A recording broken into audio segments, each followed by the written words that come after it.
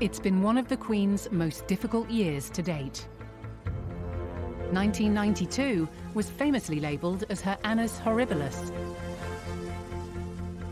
Scandal, marital woes, and tawdry tabloid stories dragged the royal family's reputation through the mire. 1992 is not a year on which I shall look back with undiluted pleasure. It has turned out to be an annus horribilis.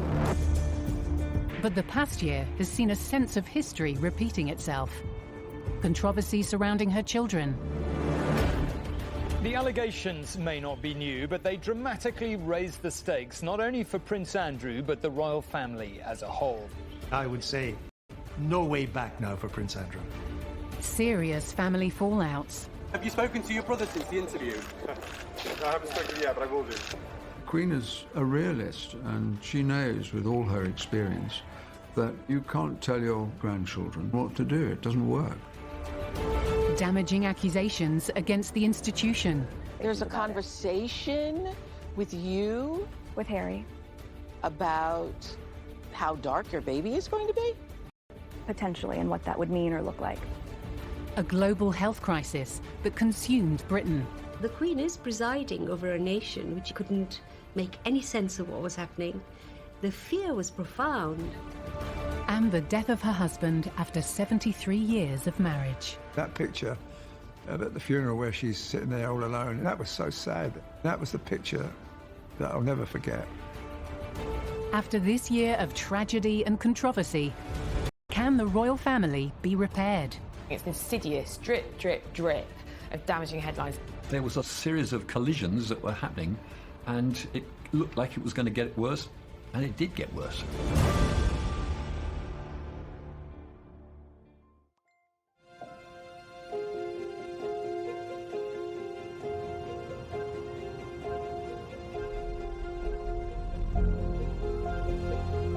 As the country saw in the new year, there was little cause for celebration.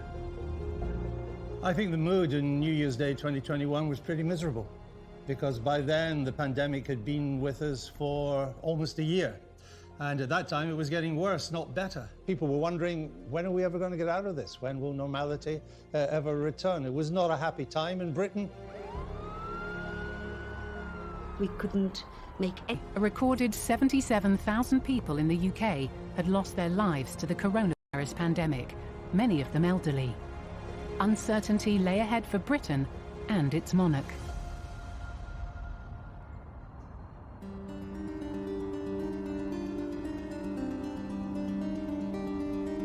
When the Queen woke up on New Year's Day in 2021, I don't think the Queen, like any of us, would have been particularly hopeful of change, because we were still in the thick of that particular winter wave.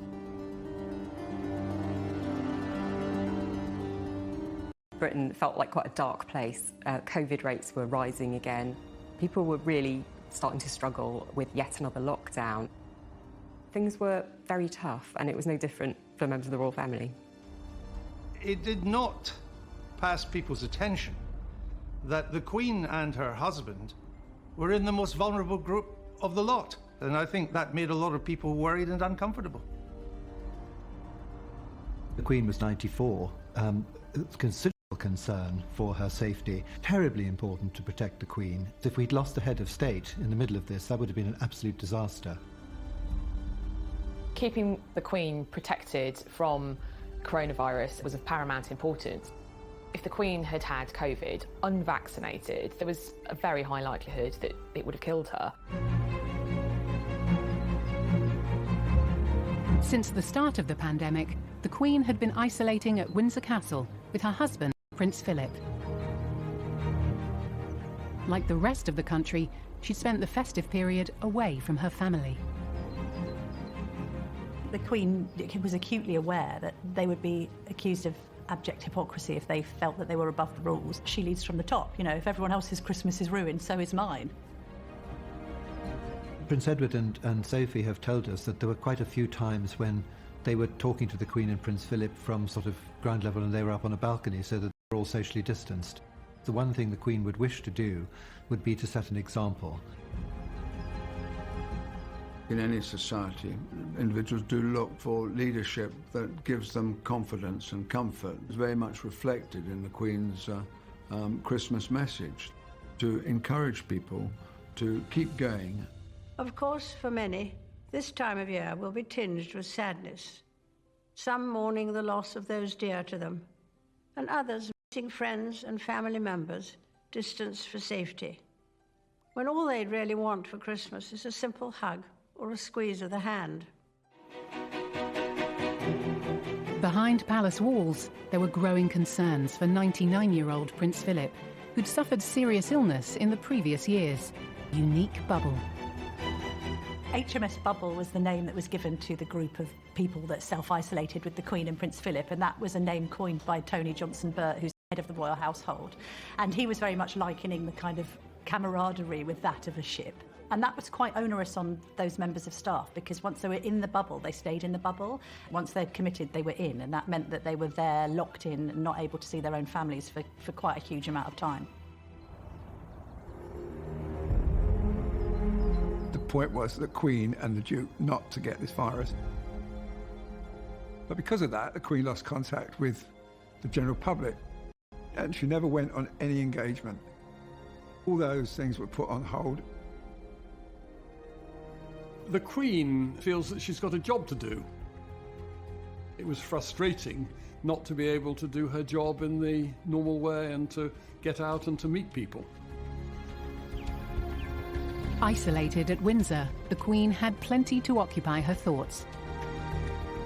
Not least among them, the growing schisms in the family, which were about to get worse.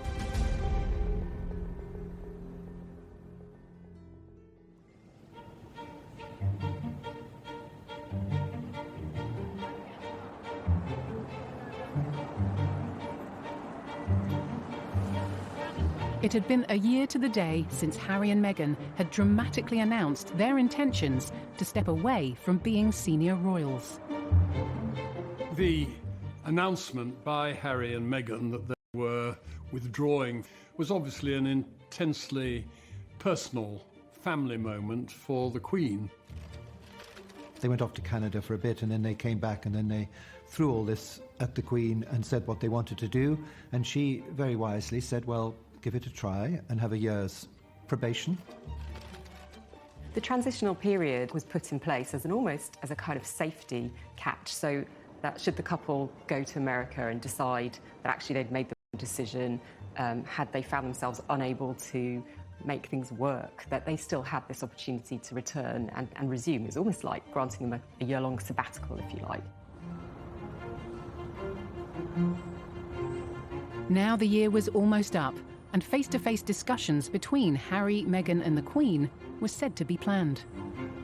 As I understand it, Harry thought that having had this year's grace period for everyone to kind of cool down after the emotion and heat and fire of the Sandringham summit, now everything was kind of a bit calmer. Harry was going to come over to the UK to talk to the Queen and courtiers face-to-face to try and thrash this out. But a ban on non-essential travel threatened to put talks. I think it was also a terrible time from the Queen's point of view, given how unwell Prince Philip was and the difficulty she was going through, being isolated in Windsor, trying to lead the nation as best as she could. It's been a huge disappointment to the Queen, and I don't think she really understands why it was necessary or why it was done.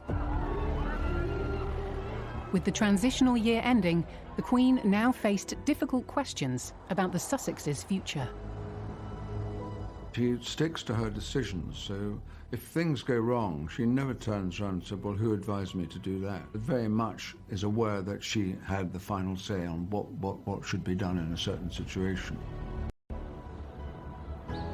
There was this concern that they were going to set up shop in direct competition in the US, and that would have proved difficult.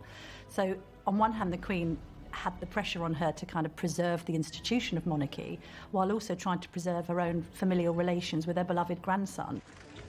I don't think either side emerged from it terribly well. There was a sort of series of collisions that were happening, and it looked like it was going to get worse, and it did get worse. But Harry and Meghan's departure from royal life wasn't all the Queen was dealing with. Behind closed doors, the health of Prince Philip her rock for so many years was deteriorating. Since he retired in 2017, there had been concerns about Prince Philip's health. The idea of a 99-year-old man going into hospital is always a worry. Those who saw Prince Philip leave hospital and return to Windsor could see that he was a very sick man.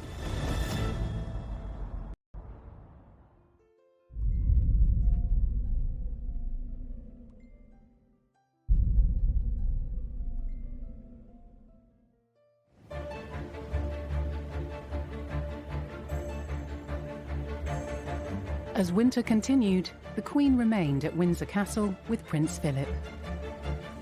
I don't think that the Queen and Prince Philip have ever spent quite such a long time completely together, because they were both busy, they were both travelling in different directions, they were both doing different things. They weren't ever really quite as together as they were for this long period of time.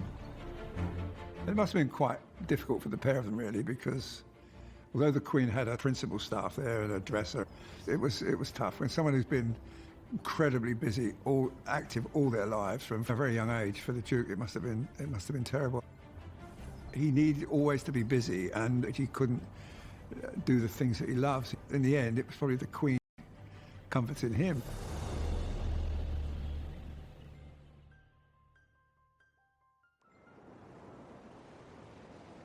Sussex have tonight announced they are expecting a second child.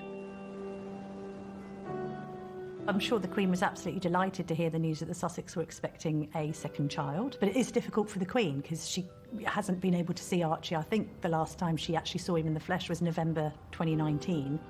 The only time she's ever going to see these great-grandchildren is if they come over to the UK. Maybe she'll see them next year as she marks her Platinum Jubilee. We have to wait and see.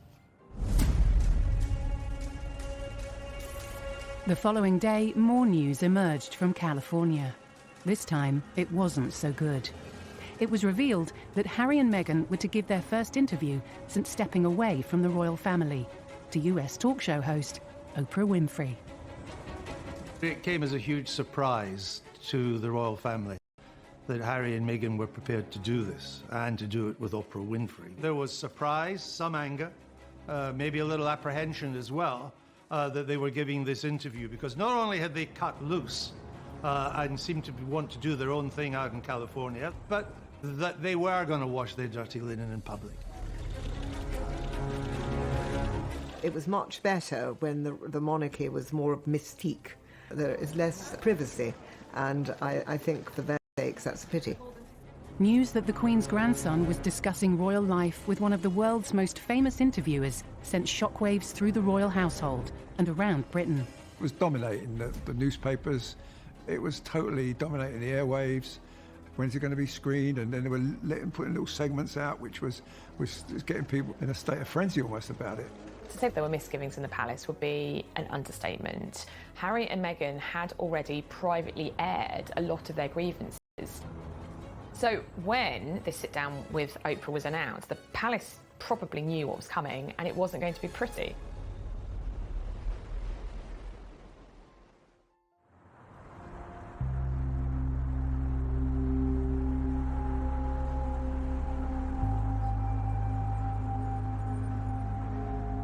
The Duke of Edinburgh is in hospital tonight on his doctor's advice after feeling unwell. Prince Philip, who turns 100 in June, was admitted to the King Edward VII Hospital in London as a precaution.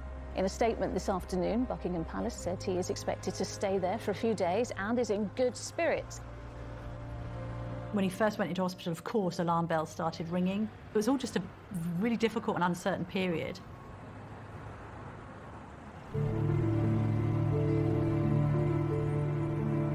At the same time that the Duke of Edinburgh is in hospital, there's this family drama unfolding. I think it had become abundantly clear as time had gone on. For the interview made it quite clear they weren't coming back. So rather than have endless speculation about this 12-month review coming to an end, the decision was just taken, right, they're not coming back, let's just clear that one up. Unable to talk face-to-face, a final decision on Harry and Meghan's future was made, with them 5,000 miles away. The Queen would have tried to talk him out of it, you know, in a nice way. You know, do you really need to do this? He wanted to keep his titles, he wanted to keep the name for his charity, and the Queen stopped that straight away. She said, you're either going to be working here as a member of the royal family or you're going to America. If you go to America, you're just Prince Harry. And she was adamant that was the case. The Queen was upset about that. And every one of them knows the last thing you want to do is upset the Queen.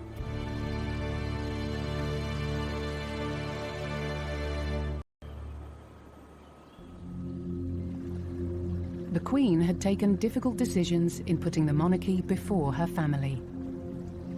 Now she had to face up to problems closer to home, where Prince Philip's condition was getting worse. Prince Philip went to hospital. To begin with, they said as a precautionary measure. He then had to be moved from the Edward VII to another hospital. Like many Britons, Queen was unable to visit her husband as he continued his stay in hospital. The royals were probably acutely aware that there's a lot of transmission in hospitals. They didn't want to put the Queen at unnecessary risk. What's the point of her being in a bubble for months and months and months, only to then travel to London to a hospital? She must have been concerned, but she probably spoke to him every day on the phone. And she probably discussed the Harry and Meghan situation on the phone with Philip. And I think if he had any patience left, he would have probably calmed the Queen down a wee bit, you know. Prince Charles managed to visit his father, but left visibly distressed. But Charles left pretty upset, so I figured that that conversation had been, it's not far off for me, you know. He's talking to Charles and probably saying, that, you know, like most parents would say, look, take care of your mother, keep your eye on your mother, make sure she's, you know, everything's fine. You know, it's the sort of thing you would say. He was 99, and he had recurring problems. And at that age, I didn't think he would come out. I said to my family, I think this is the end for poor Prince Philip.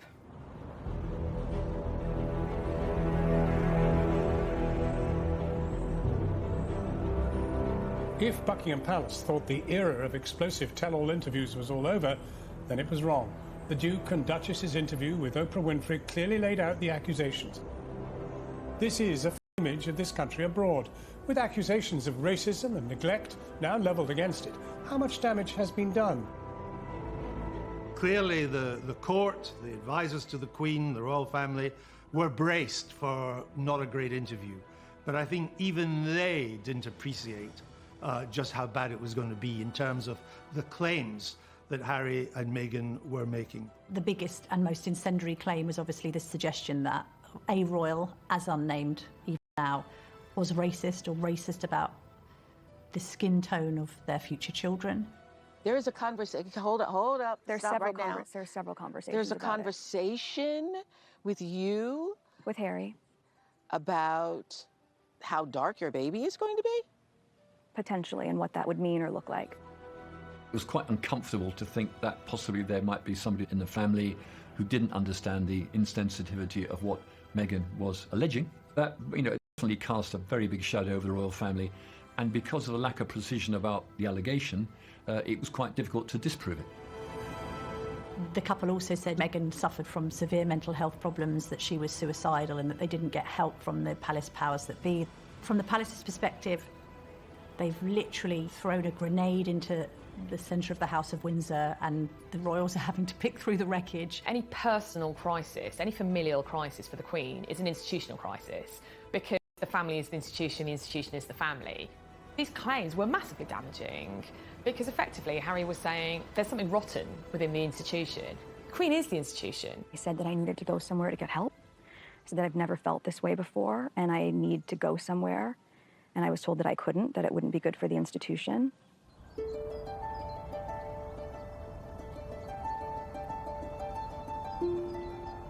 I think some people were genuinely rattled by what was said. Prince Harry was speaking as a free individual.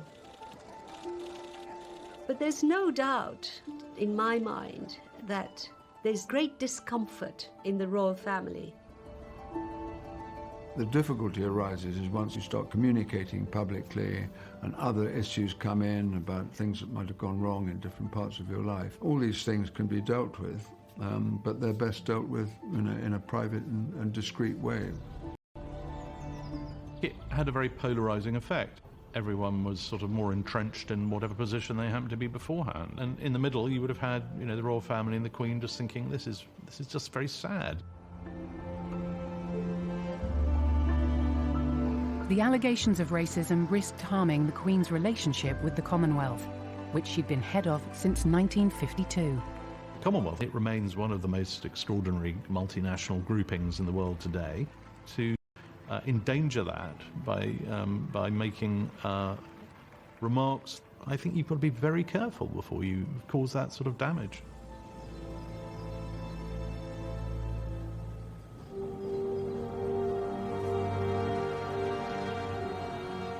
The Queen has tonight addressed some of the huge issues raised in the Duke and Duchess of Sussex's explosive TV interview. More than 24 hours since it first aired in the United States, a statement was finally released on the Queen's behalf. With such huge allegations aimed at the monarchy, the Queen decided to respond. We all face our difficulties within families. We would very much prefer that it was private. And I think one very good thing was that Buckingham Palace, I thought, put out an extremely sensible statement saying any difficulties of this sort we will pursue in private. And I think that's the right thing to do. The response, when it did come, really did divide opinion. Obviously, this had thrown up huge debate across the UK, and people, were rightly concerned at any suggestion that the royal family were racist. The Queen's response was to the point, and she said that, well, they were saddened to hear about the extent of the issues they'd suffered. Some recollections may vary. The Queen was basically saying, that's not my recollection of what happened at all. There's no question in my mind that the Queen would have seen the interview as disloyalty, an unnecessary disloyalty. She'd gone out of her way to try and make things work with Harry and with Meghan. She's handled it magnificently, but I think it was a huge disappointment to her. And I think she saw it as an unnecessary disappointment, a disloyal disappointment. It was a rocky moment for the Queen and the monarchy. Her previous Annus Horribilis, 1992, the events that happened then were really personal events to her. But this time, it's been a national event, which has been combined with various personal sadnesses. I think it must have been extremely difficult for the Queen. All the allegations that came out of the Oprah Winfrey were shocking. She threw out a lot of things left and right without being very specific about it and caused an enormous amount of trouble. There was mild comfort for the Queen when Prince Philip was finally released from hospital.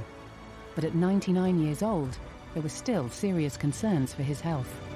Those who saw Prince Philip could see that he was a very sick man. He leaves a tremendous hole in your life, and it affects you hugely, the thought that you're not going to be able to talk to that person again.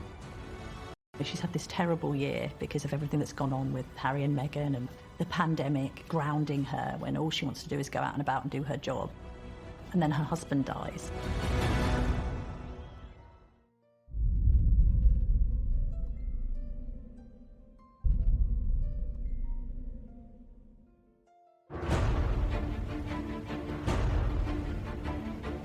The Queen had endured a terrible start to 2021. The COVID pandemic was still crippling Britain. Accusations against Prince Andrew refused to go away. Duke of York scandal kind of continued throughout the whole of the pandemic. Efforts are being made to try and rehabilitate his image, but the pandemic has put all that on hold. And actually, from the Queen's perspective, it's probably been convenient to her that he's just been completely out of the limelight. And equally, the attention's been largely on Harry and Meghan. The fallout from the interview between Harry and Meghan and Oprah Winfrey looked set to continue. And now Prince William was embroiled in it too. The Queen had the pressure on her. There have been comments made about Prince William being trapped, for instance, but the Queen has almost, as ever, remained sacrosanct in all that. In the days after the interview, Prince William also responded. Have you spoken to your brother since the interview? No, I haven't spoken yet, but I will do. And can you just let me know, is the royal family a racist family, sir? No, we're very much not a racist family. The breakdown of Harry's relationship with his older brother William was highlighted in the Oprah Winfrey interview. But the cracks had been growing for some time. When I first saw reports that the relationship was breaking down, I didn't quite believe them because the two boys had been pretty close for most of their lives, and they'd been through hardship together with the death of their mother. When Harry decided to cut loose from the royal family, leaving a lot more pressure on William and Kate to continue with royal duties, particularly as Prince Philip at that time was seriously unwell, and the Queen had stepped back. So it meant the royal duties were now being shared between fewer and fewer people. And I think William did resent that. The Queen made it clear in her statement in response to the Oprah interview that Harry and Meghan remained much-loved members of the family. And it's clear that, you know, the falling out between the brothers in particular will be very hard for her to bear, particularly given that she took a close interest in their upbringing following the loss of their mother. You know, these are two brothers who have been inseparable for many years, and it's incredibly... The book Finding Freedom, released the previous year, had intensified rumours of a rift between the brothers. Finding Freedom was the first course in the long banquet of Sussex revelations. The book confirmed in many people's minds what a lot of people already knew, which was that the two brothers had really, you know, fallen out, and that there was a real unhappiness on the side of the Sussexes. I think we knew that Harry and William's relationship had changed over the years, just because Harry himself admitted that they were on different paths. There were reports that there had been tensions. The Queen is a conflict avoider by nature, and therefore the idea of Harry and William not being close, I think, would really trouble her. It must be upsetting the Queen to see that in her family, that two boys that grew up together, they played soldiers together, they had their treehouse at Highgrove together, they learnt to fly together, they flew helicopters together, and now they're not even talking to each other. I don't know what it's going to do to make it right, but it's got to come from him, and it's got to come from him in a big way, and from Meghan. I think it's possible you can change any situation if you really both want to. But, you know, while there's feud going on with his brother, where they barely talk to each other, it's not nice. There is a risk that this kind of almost sidebar soap opera between the two can overwhelm and overshadow more important events in the royal family.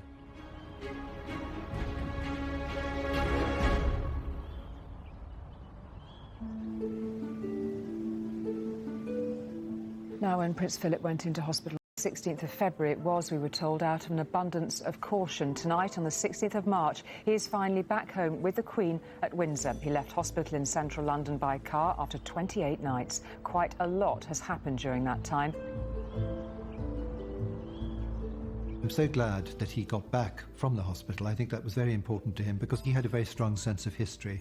His mother and his grandmother were both born in Windsor Castle, and he and the Queen loved Windsor Castle, and that, I'm sure, will have been a great comfort to the Queen. But shortly after Prince Philip's release from hospital, the Queen suffered the worst heartache of her reign. She's had this terrible year because of everything that's gone on with Harry and Meghan.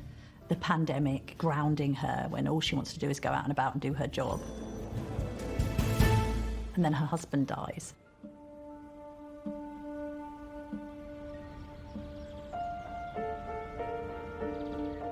We are interrupting normal programmes to bring you some news from the royal household. It is with deep sorrow that Her Majesty the Queen announces the death of her beloved husband, His Royal Highness Prince Philip, Duke of Edinburgh. It was a terrible loss to the Queen in the most terrible of circumstances, of lockdown, of the Queen being on her own, of the royal family not even able to come and see her and comfort her. His death would also be a period of national sadness for the Queen herself. At 99, he had a great innings. Very fit man, kept himself fit, kept his brain active. But he'd gone and she was now on her own. She loved that man. Oh, God. What a romance, what a life. She's always had Philip by her side, who's supported her ideas and what she's wanted to do. Prince It was the backbone to the family because he kept control and he gave sound advice. He was always there for them. They could all go to him. I mean, I think he was very broad-minded and he was a great fun and he could say it how it was.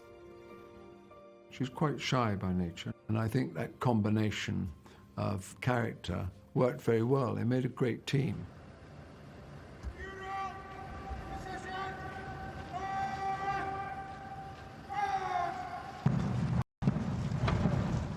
On the day of Prince Philip's funeral, there were blue skies, with Windsor Castle basked in sunshine. In a stripped-back service, the small number allowed to attend were forced to sit apart. But the distance between brothers William and Harry continued to attract attention. There was a lot of talk about whether Harry and William would speak to each other. In the run-up to the funeral, that threatened to overshadow it. In order to dissipate that, the brothers did make a show publicly of coming together. The Duchess of Cambridge kind of acted as peacemaker, and they had a chat as they walked from the chapel. And I think that was a very good PR move to make sure that the narrative of the day was about Prince Philip and not about their own row. We have been inspired by his unwavering loyalty to our Queen, by his service to the nation. The Queen sat alone as she grieved for her husband of 73 years. That picture at the funeral where she's sitting there all alone, and that was so sad that she was keeping the rules, keeping the isolation rules, sitting on her own, and there she was burying her husband. That was the picture that I'll never forget. He was an essential part of her working life, as well as inevitably of their private and family life. The Queen has been through, decades of it. No one else. She set her sights on him. She married him. He was a husband for 73 years, so his loss will have been absolutely heartbreaking for her.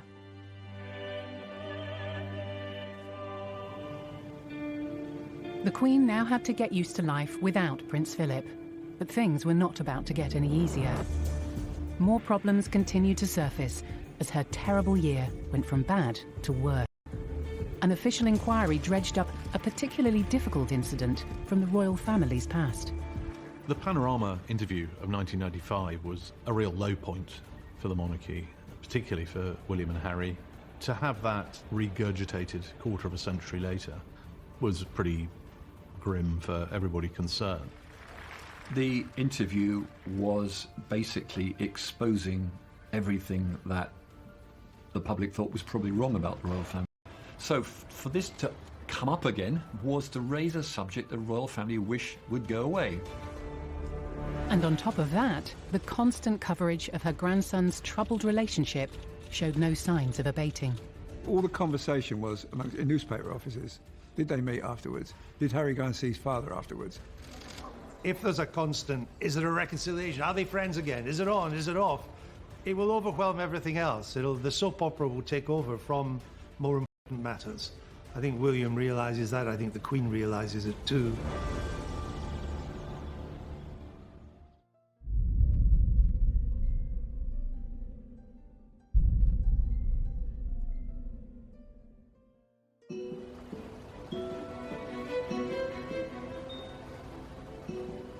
As spring drew to a close, the Queen was coming to terms with one of the worst years of her entire reign. She's lost her husband. She's lost the solid figure in her life since she was almost a teenager. She's been in isolation so much that she can't meet her people, which she loves to do. She can't meet her family, which she loves to do as well. The scale of the crisis we've been through is so huge. It's put more on the Queen's shoulders, I would say, than any previous crisis.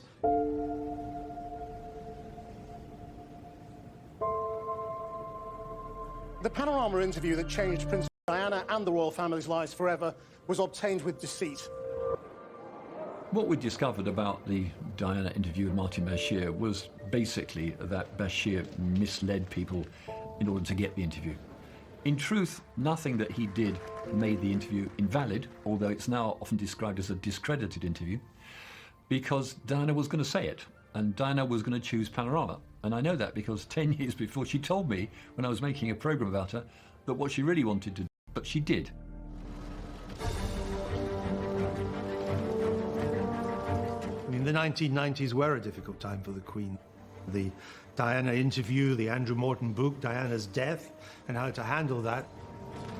I think the last thing she wanted was to be reminded of that time. She has moved on from that. She was a victim of it in a way. She suffered from it and had to learn a lot of things from it too. The Queen doesn't like private issues being made public. The interview was basically exposing everything that the public thought was probably wrong about the royal family. For this to come up again was to raise a subject the royal family wish would go away.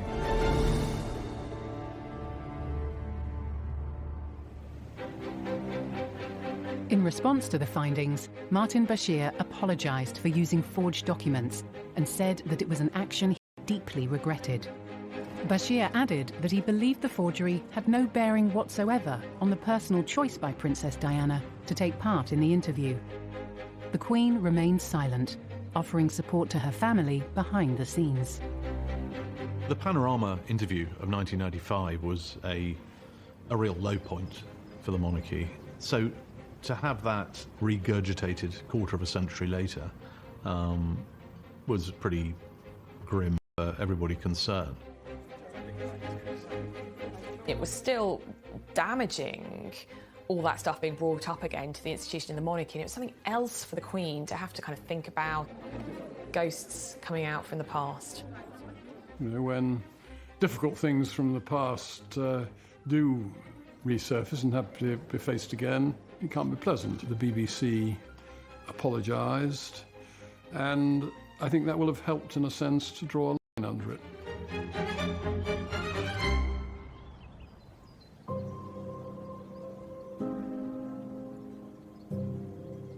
On a sunny Saturday afternoon in the grounds of Windsor Castle, the Queen officially celebrated her 95th birthday in a scaled-back Trooping the Colour service.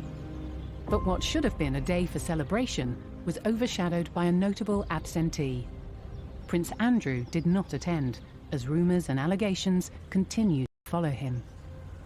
Prince Andrew is a bit of a tragedy. It needn't have been that way. He should have seen the writing was on the wall in mixing with Jeffrey Epstein long before he realised he couldn't do it.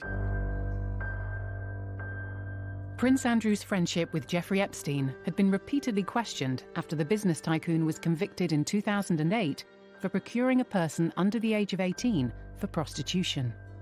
With this man, long after the scandal had broken, now, would you carry on seeing the man in public? Would you go to his house in New York? That's the problem. He still stayed in contact even though after the guy had been in jail for the most horrendous of crimes. Allegations of sexual assault were first made against Prince Andrew by Virginia Giuffre in 2015, but the claim was dismissed and struck from court.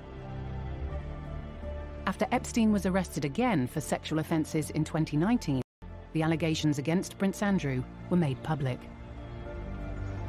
His position is that he doesn't even remember meeting her. But of course, it is really serious reputational damage, and there's nothing that the Queen can do. It is damaging for the Queen professionally in the institution which she represents. The press began to ask more and more questions. The American authorities were asking more and more questions. At some point, somebody inside the palace, and it looks to be pretty much around Prince Andrew himself and his close advisors, decided it was time to face it out and to actually go out there and answer the questions. In order to clarify the ongoing scandal, Prince Andrew had spoken exclusively with BBC Newsnight's Emily Maitlis. Now, you could argue, in a normal situation, that was actually an honest and good thing to do. That is not the way it turned out. It was truly dreadful. On that particular day that we now understand that is the date, which is the 10th of March, I was at home. I was with the children. I'd taken Beatrice to a Pizza Express in Woking. Why would you remember that so specifically? Why would you remember a Pizza Express birthday and being at home? Because going to Pizza Express in Woking is an unusual thing for me to do. At the end of it, he thought he had done rather well, which suggests no sense of judgment or no self-awareness. The Duke of York had hope that it would kind of clear the air, he could get his version of events over, and that it would wipe the slate clean and enable him to kind of carry on with his royal life. In fact, it did the complete opposite. It proved to be a catastrophic mistake that he has struggled to recover from ever since. Although Prince Andrew still held his title as Colonel of the Grenadier Guards, his role was replaced at this year's Trooping the Colour service. He has strenuously denied all the allegations against him. The poor Queen, it really feels as if, you know, it's one kind of blow after the other. This is one of the most serious affairs of the last 5-10 years for the Queen. This is not going to go away.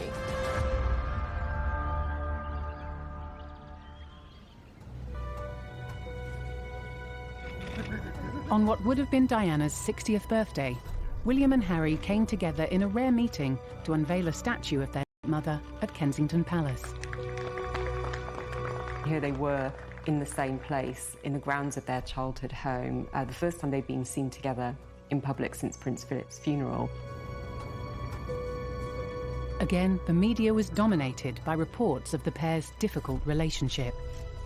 Even when they were there together unveiling the statue of their wonderful mother, Diana, who was, in my view, the greatest woman of the 20th century. No one's looking, the statue, everybody's looking at their reaction to each other, and because it's duty, they just got through it. It did bear the hallmarks of quite a sort of tense moment. People were hoping this was going to be the moment that the brothers reconciled, and I think, you know, there's more work to be done to that relationship. The unveiling of Diana's statue marked another royal engagement that threatened to be overshadowed by the warring brothers. I mean, it must be galling, bluntly, for the Queen.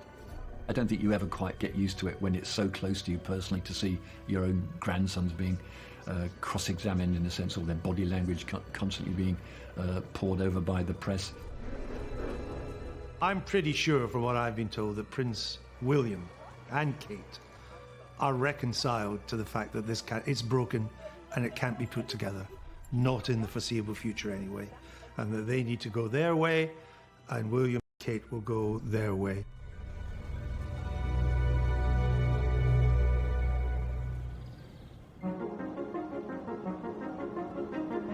After 16 months of lockdowns and limitations, summer finally saw an end to most coronavirus restrictions in the UK.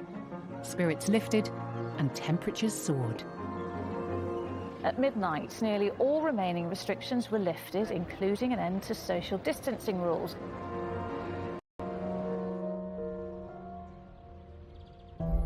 But on the same day, the Queen faced another bombshell from her grandson. Prince Harry suddenly announced that he is going to be producing an autobiography in the Queen's Platinum Jubilee year. And I don't think anyone at the palace was terribly happy about that, but at the same time, I don't think they were terribly surprised. The palace will be completely dismayed that Harry is writing a book. It's not what the royals are meant to do. It's unfortunate, it's unnecessary. I don't know why he's doing it. He doesn't need the money.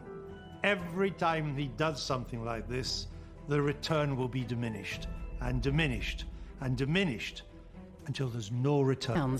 Harry's memoir is expected to reveal intimate moments from his time within the royal family. The Queen was taught to not wash her dirty linen in public. She's been brilliant all her life about not discussing family problems in public. She is the past master of it. It will be hard for the Queen at her age. She loves her grandchildren, no doubt at all, and her great-grandchildren. She'll just have to think and feel with Harry, not hold herself apart. Why should he not be able to speak freely? The book itself may cause the royal family more anguish. It's never really been done before. The Duke of Windsor did write a book, but it'll be years and years after his abdication. Harry's gone down a road from which there is no good ending, because every book will have to be more sensational than the last. It's almost like he's still settling scores. So much depends for the royal family now on how Harry decides to proceed. And to put it bluntly, has he run out of ammo? Has he got things he still wants to get off his chest? There's a phrase about autobiographies being the perfect vehicle for telling the truth about other people, not necessarily the person writing it. It's an account from his perspective. The royals will be hoping that he doesn't stick the knife in. We'll have to just wait and see. It had been a tumultuous year, and as summer progressed, the Queen's family continued to attract headlines that were threatening to damage the reputation of the monarchy. She's reigned for very nearly 70 years, and she's been an extremely good queen. And if some of the others can't shape up and get on with it, that is to some extent their problem. How the Queen deals with that is she deals with it in private, and I'm sure that's the effective way to do it. But more controversy lay ahead for the Queen as the scandal surrounding Prince Andrew continued. Prince Andrew was due to go up to Balmoral on holiday with the Queen and Sarah Ferguson. So I suspect her courtiers may be trying to work out how best to contain damage limitation. Prince Andrew must be ruining the day he ever met and entertained Jeffrey Epstein. This is again casting a huge shadow over the royal family. The Queen obviously is a loving mother. She'll be incredibly concerned about this. But there's no getting away from the very serious nature of these allegations.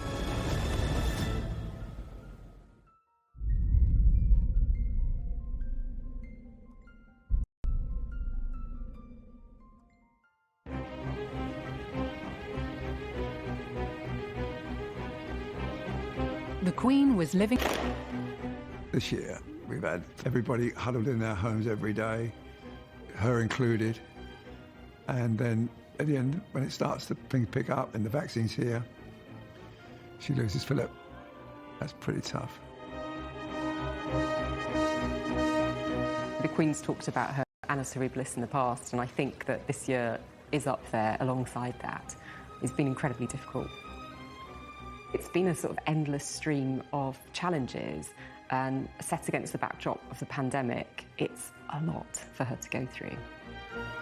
At the end of July, the Queen travelled to Balmoral for her annual visit. It was the first time she'd holidayed there without husband Prince Philip. But shortly after she arrived, the Queen was met with more controversy.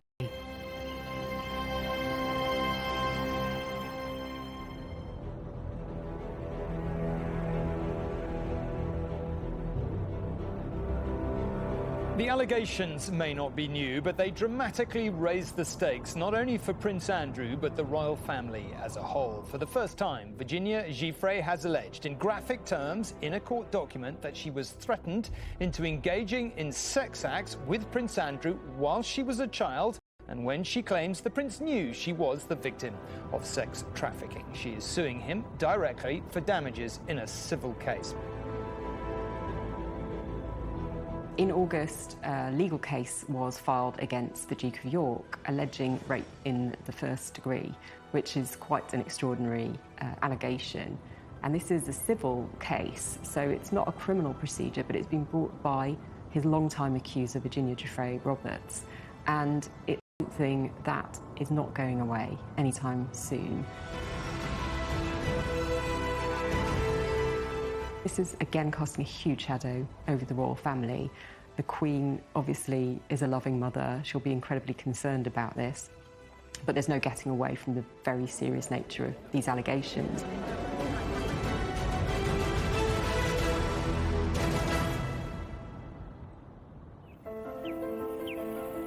The day after the court documents were revealed, Andrew arrived at Balmoral, cutting short the Queen's summer holiday for crisis talks.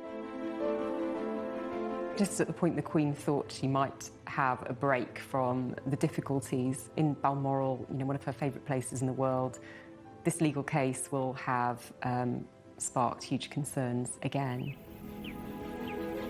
These are incredibly damaging allegations for Prince Andrew and for the wider royal family. It's extremely difficult for the Queen. I feel very sorry that the Queen has had to deal with the crises of enjoying all the good things. Prince Andrew has always denied the accusations against him, but the ongoing scandal could have a serious impact on the future of the monarchy. It's an insidious drip, drip, drip of damaging headlines. I can't think of any other time that a member of the royal family has ever been accused of a crime, much less something so serious as this. We have to assume that he's innocent, as he said. But just the slinging of that mud, very serious mud, threatens the reputation and the standing of the monarchy. This is one of the most damaging things the Queen has faced in her reign. It's another drama, but so far he's not been charged with anything, so it's all alleged, and let's see what happens. But the Queen is still her son, and, you know, she's his mother, and she will never, ever abandon him. Andrew's been through a bad time, but not one member of the royal family has said anything about Prince Andrew. Whatever they might be saying private, it will be private and never get out. I don't really think he can ever recover. And that saddens the Queen too. That's another disappointment for the Queen, because she was always rather fond of Prince Andrew. I would say no way back now for Prince Andrew. The Queen has faced countless tragedies and controversies throughout her reign. But after this terrible year, many are asking, can the royal family bounce back?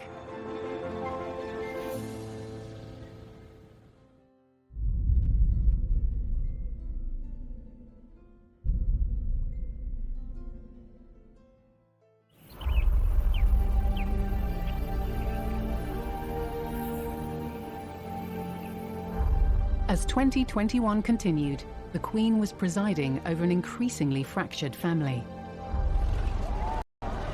Acrimonious departures and a US federal investigation were unlike anything the Queen had witnessed during her reign.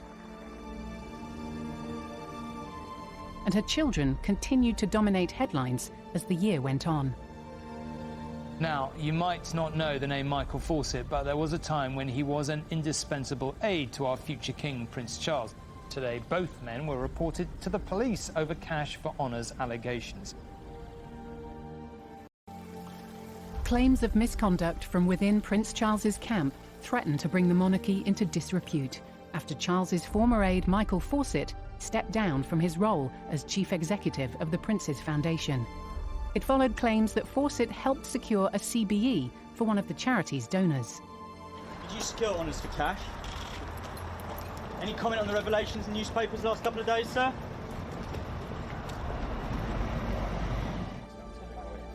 The future king admitted the allegations were an embarrassment.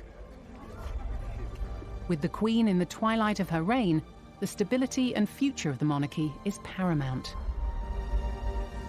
The Queen has guided it all through for 70 years, and Prince Charles will do the same, and there'll be William will do the same, and George will do the same, because they will be brought up in that tradition. But at the moment, the Queen is still the boss, and she intends, I think, to just finish the job. And whenever that job ends, no one knows, but it will be a sad day.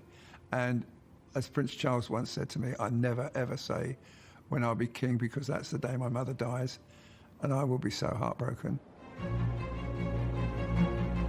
As a preliminary trial hearing approached in the US, Prince Andrew returned to the Queen at Balmoral.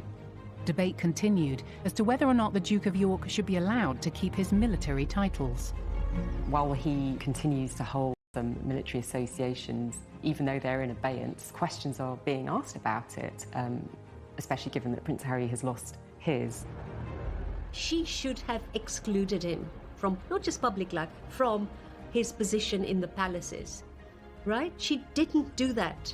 Surely that was something she should have been seen to do. Shortly after Andrew arrived back in Scotland, reports surfaced that he'd been served with legal papers. But the Duke of York's representatives claimed the documents had not been successfully delivered by Virginia Giuffre's team. There were some farcical scenes with her lawyers going to Royal Lodge in Windsor and literally trying to serve the papers on Andrew himself. But of course he wasn't there. He was up in Balmoral with the Queen. Lawyers representing Prince Andrew and Virginia Giuffre clashed in a pre-trial conference call in New York. Dispute continued over the legal papers being served, and a judge set a second hearing for January next year. He's yet to publicly respond this time around. While he has vehemently denied the allegations in the past, clearly he's being advised at the moment not to speak out. Whether he gives evidence remains to be seen, but this is not going anywhere fast.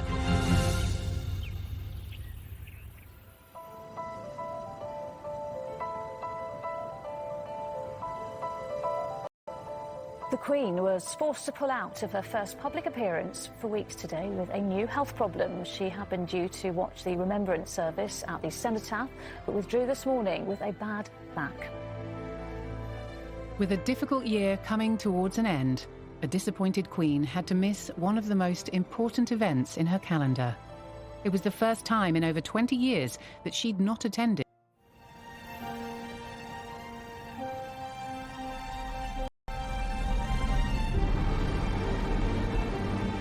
In November 1992, the sight of Windsor Castle in flames summed up a year described by the Queen as her annus horribilis. Certainly you see it as another annus horribilis because of Megxit and a pandemic. What we can certainly conclude is, it's not always plain sailing for the royals. If you just look back at all the events over the last year, it was this bleak period. She's been through some very sad moments, some of the saddest days of her life, saying goodbye to Prince Philip, and that incredibly sad image of her alone in St George's Chapel. I mean, that really is heartbreaking, and yet through all that, she's absolutely committed to the job.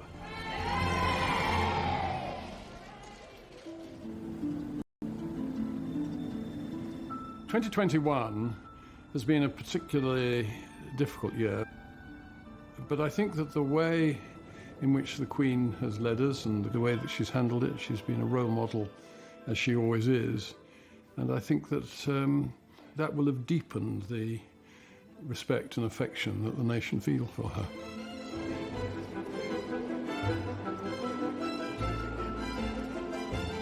She's going to be 96 next year. She's celebrating 70 years on the throne.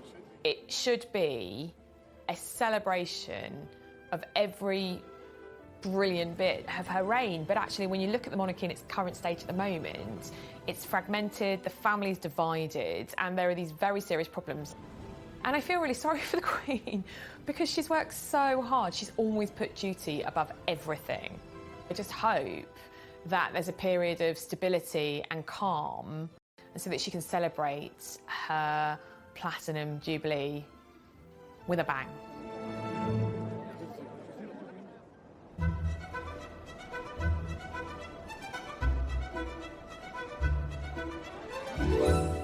After a year of difficulty and strain, and the Queen's health in the headlines, will this new annus horribilis weaken or strengthen the monarchy?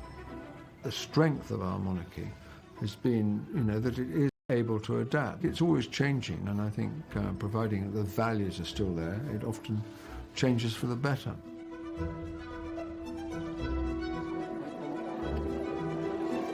In the past year, the Queen has lost her husband. She's got a grandson who's semi-detached, but that, in a sense, I think the respect for her is stronger than ever, and I think that the future of the royal family is probably more secured as a result of the way he has steered us through these difficult months.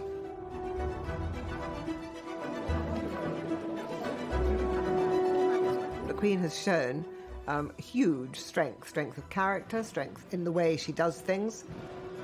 She's always listened to advice. She's just an incredible woman, and I admire her enormously. She has been a rallying call for the nation. She has been a unifying figure for the nation. She has been a figure of love for the nation as well, and a figure of common sense for the nation. That wasn't always true in previous crises.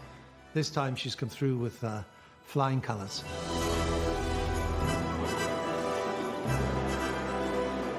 Men hadn't even walked on the moon when the Queen came to the throne, and she's been a person who's steadied the ship during all those years. We're very lucky to have her.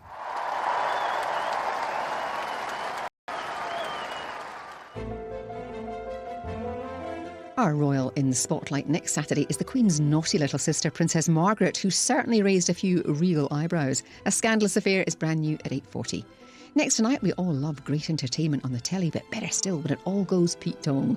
When Saturday night TV goes horribly wrong after the break.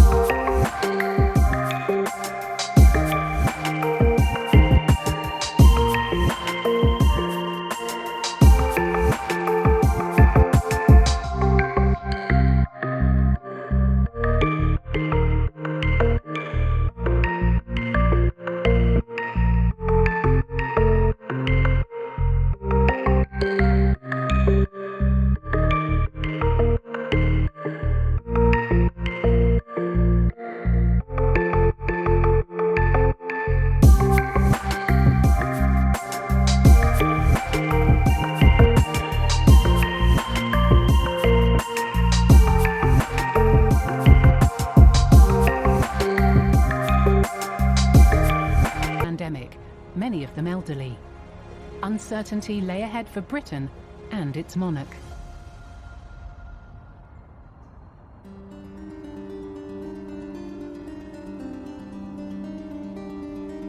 When the Queen woke up on New Year's Day in 2021, I don't think the Queen, like any of us, would have been particularly hopeful of change because we were still in the thick of that particular winter wave. Britain felt like quite a dark place. COVID rates were rising again. People were really starting to struggle with yet another lockdown. Things were very tough, and it was no different for members of the royal family. It did not pass people's attention that the Queen and her husband were in the most vulnerable group of the lot. And I think that made a lot of people worried and uncomfortable. The Queen was 94. Considerable concern for her safety. Terribly important to protect the Queen. If we'd lost the head of state in the middle of this, that would have been an absolute disaster.